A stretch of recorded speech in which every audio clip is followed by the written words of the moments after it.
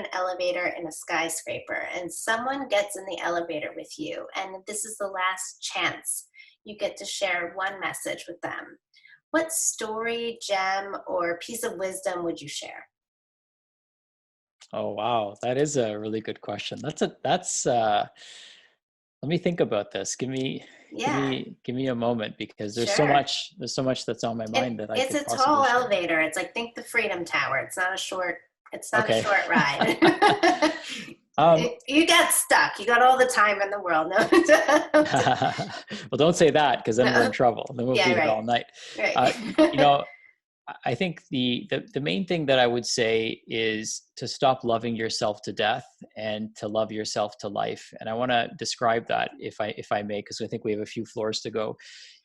I see people using words in specific ways that they don't intend to be using them. And I want to backtrack just a little bit. And, I think that we should all be very intentional with the words that we think, also the words that we say, and the words that we write. So if you start being careful with the words that you use and carefully evaluating some of the phrases that you use, then you start to see how they might be showing up in your life. So the phrase that a lot of people use is, "Oh, I love my kids to death." Mm. And, I actually did a psilocybin journey last year. And during that psilocybin journey, the thing that happened to me was I was quickly whisked away to my son's funeral. And my son he was 8 at the time, and he was in his little suit in his coffin. It was like the scariest thing I'd ever seen. And the image just wouldn't go away from me. And then I asked the medicine, "What are you trying to teach me?" And the message I got is to stop loving him to death and to love him to life. Mm. and and then as soon as I got that message, the image completely evaporated and disappeared. And I realized that, I was loving my son to death, buying him all the nice things, feeding him healthy foods, and doing all these things, but I was doing it with the wrong intention. And when I started to change the intentionality to love him to life, then he started to really blossom and flower. So it was pretty amazing for me to witness that firsthand for myself. And that gave me the inspiration. We've been doing this for many years, but that gave me the inspiration to really run with this message, which is people need to stop loving themselves to death. And I see that when, when people make certain food choices. I can see when people go to the grocery store, they're buying foods, their favorite foods for their kids. And what they're doing is they're loving them to death. Mm. But what I want people to do is start loving themselves to life. And that looks a little bit different, but I promise the outcomes are so, so much better. And I promise that when you love yourself to life, that's the way your children will love themselves to life.